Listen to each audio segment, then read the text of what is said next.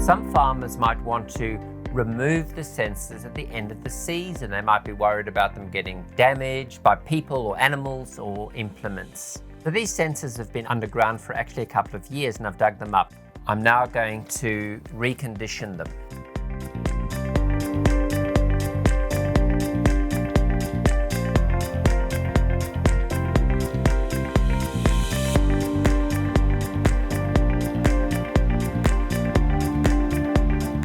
I've got some plaster Paris, which I've just removed from its plastic container, and I need about 15 centimeters or so, and I'm going to moisten it in a tray of shallow water, and then I'm going to wrap it around the sensor.